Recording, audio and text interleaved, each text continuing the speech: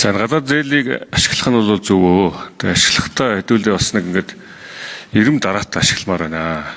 Тэр тусмаа одоо импортын бараа бүтээгдэхүүн нэг орлох хэдэн төсөл байгаа.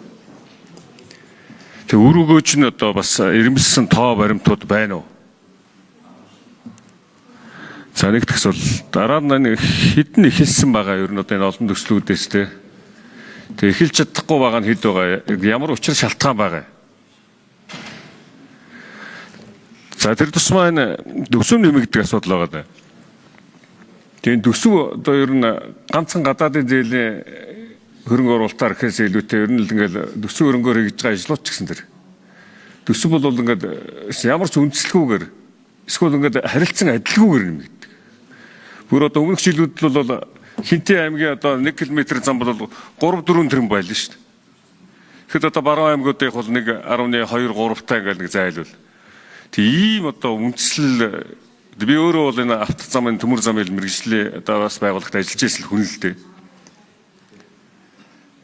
Тэгтэл нэг ийм юм ингээ хийгээд байгаа нь одоо энэ ямар учиртай. Тэгэд энэ дээр одоо энэ барилга хөгжлийн төв, зам тээвэр хөгжлийн төв, орчин хөгжлийн төв энэ хүмүүст хариуцлага тооцох ямар асуудал байна?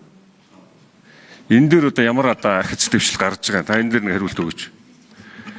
Тэгээд тэр тусмаа бол энэ гадаадын зээлээр нь хийж байгаа ажил үйлчлэгээнүүд бол ингээд байнгын нэг өртөг зардал нь маш их нэмэгддэг.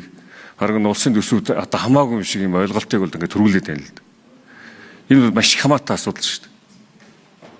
Тэгээд энэ зүйлүүд дээр нэг та нэг тоо баримтууд хэлж өгөөч.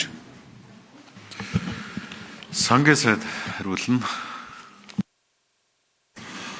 За жаргал цахим гишүүний асуултанд хариулъя. Тэгэхээр өрөнд удирдлагын тухай хуулиараач тэр эдийн засгийн ашиг өгөөжөөр нь ирэмбэлж байгаа. За нөгөө талдаа одоо энэ зээл болгож байгаа донор байгууллагууд маань өөрсдөө бас энэ төслөө ирэмблэн явж байгаа. Тэгээ бид нар өрийн удирдлагын тухай хуулиараа эдийн засгийн өгөөж үр ашгаар нь ирэмблээд оруулж иж байгаа энэ асуудлыг их хурлаар тухайн төслийг баталж байгаа.